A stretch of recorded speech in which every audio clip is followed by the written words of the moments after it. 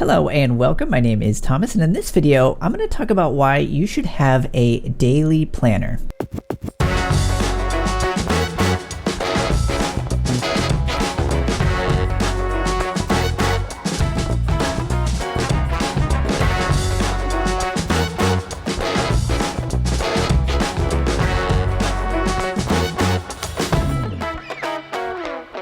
Okay, so recently the nice people over at Michael Hyatt & Company sent me a brand new full focus planner. So if you are a regular viewer of the channel, you know I'm a huge fan of the full focus planner, but the whole point of this video isn't to be a sales video for the full focus planner. While I do recommend it, and yes, I am, full disclosure, an affiliate, I do think that having a daily planner is not optional when it comes to running really any type of online business or a brand. Okay, so the idea of having a planner is by no means new. Planners have been around for years. We all are pretty familiar with the concept of having a calendar.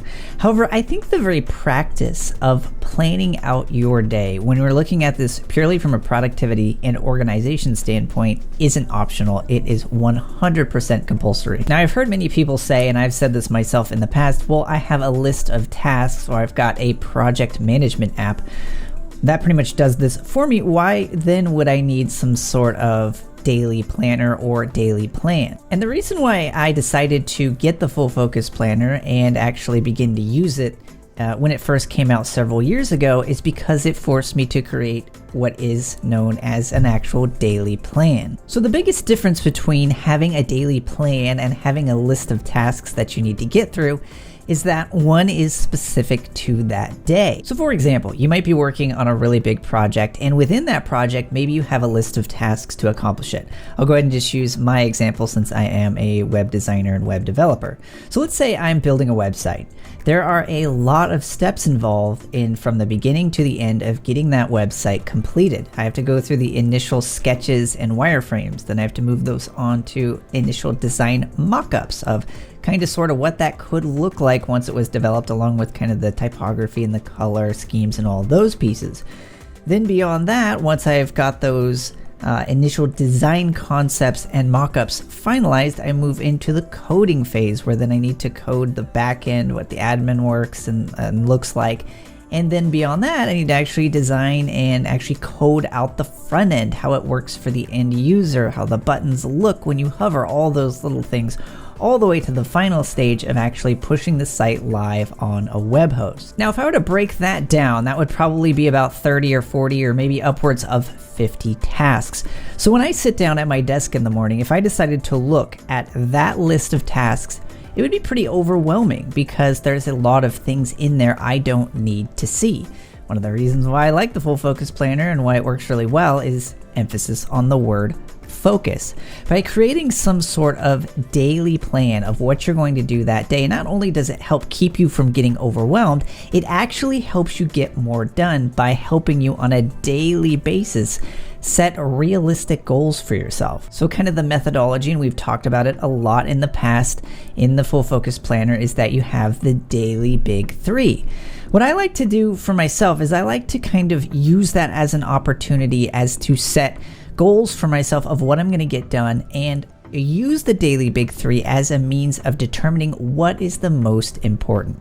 So what I don't write there for the daily big three is website, right? So instead what I say is fix the mobile navigation of the code in this particular website project. So that's real, it's obtainable, and it is specific, and it's something I know I can get done that day. So the great thing is, not only does it help me plan out what I'm going to do that day and what I want to shoot for in terms of getting done that day, it also provides for me a record. So I can actually look back at the end of the day and say, okay, well, maybe I wasn't as productive here, or maybe I could have been more productive here, or that actually didn't take as long as I thought it was going to. So the next day when I'm planning out that day, then I can squeeze in more things to get done. It's a continual process of not only seeing what you are getting done, but helping you adjust to make sure that you're getting more done the next time around. The alternative to that, which is what I used to do, is continually looking at a giant list of tasks and a massive calendar full of appointments.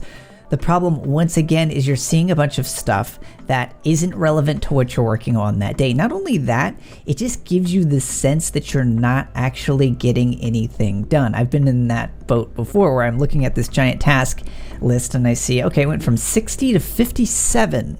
Still a long way to go. So you're not actually, at least from a psychological perspective, getting as much done as you typically would, particularly if you're focusing on those bite-sized pieces as you should be. Another reason I think a daily planner is super helpful is that, particularly in the notes category of organizing what you're doing throughout the day, is it helps you kind of journal or jot down things that are occurring that day that are specific to that day.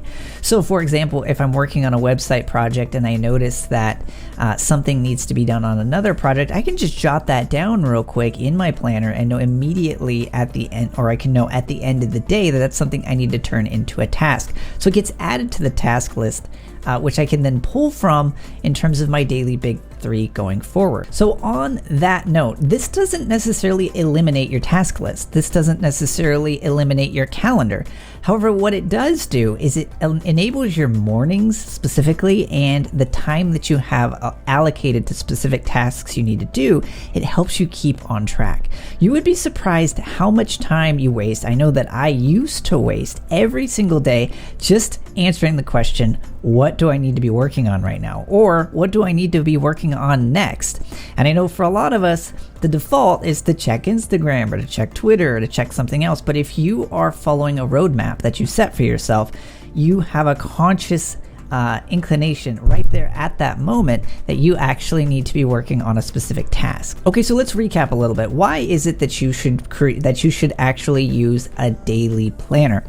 The first reason is that it is going to help you focus. It's going to keep in the forefront of your mind the specific things that you need or want to get done that day. The daily big three, as I mentioned, is a big help with that. As an aside to that, it's also nice that they have below the section of the daily big three just a list of tasks that you can add there.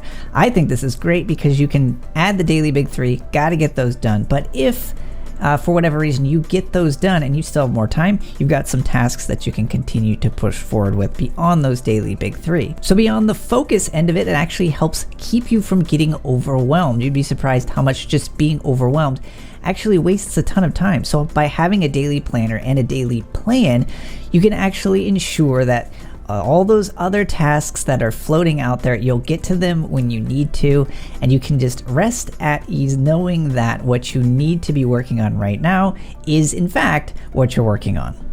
In addition to that, it also helps you know that what you are working on is actually pushing you forward. So rather than going from 87 tasks to 82 in the course of one day, you can actually see that these 3 or 4 things I did today are significantly helping to move me forward for the larger goal or project I'm currently working on. And then the last reason, again, is that it keeps a record. It's going to be something that you can look back at the day after or the week after to help improve and continually streamline your process for getting things done. Okay, so then not to rehash this totally, but a question or a comment that typically comes up when I start to talk about a paper planner is, why on earth would you use a paper planner when I have a phone that can do just about anything? And there's this kind of mentality that we start to adopt, particularly in a digital age or in an age when a phone or even a watch or a tablet can do just about anything, is that it's newer, therefore it must be better. But there is a ton of scientific research, the details of which I will not get into here in this video, that shows that actually writing something down with a pen and paper not only helps you remember it better, but process it better, and it just kind of involves more cognitive usage in order to actually help you remember, maintain that knowledge, and actually get more things done. The other biggest reason why I recommend and why I use a paper planner myself for following this process is, again, focus. Because when it comes to your phone, if you're anything like me, or I think a lot of people out there, you're gonna have a lot more than just one thing on your phone. See, a planner has one goal and one goal only, which is to help you plan, right? As opposed to having a planner app, which is surrounded by Twitter, Facebook, Instagram, YouTube, all these other things that can distract you away from getting things done. So if you're able to focus with a phone and that's what you want to use, totally fine. At the end of the day, whether you use the Full Focus Planner or whether you use another planner or whether you use some sort of digital device, the big key, the big tip I wanted to leave you with today was to have a plan for your day. You may not always stick to that plan, but by simply having one, you're ensuring that you have the best possible chance of taking your first step in the right direction for getting more things done, especially when it comes to building your online business. Okay, so as I mentioned, I highly recommend the Full Focus Planner. Always have. I am now an affiliate. However, I was not always an affiliate, and for years I've always recommended them. I highly recommend that you just give them a shot. Like I said, they sent me this really nice brown. It kind of looks a little bit like leather, that sort of, so it's a very nice look and feel.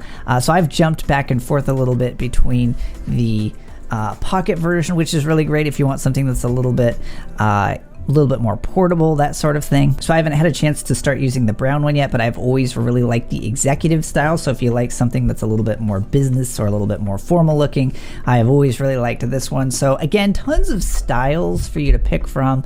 They look really nice.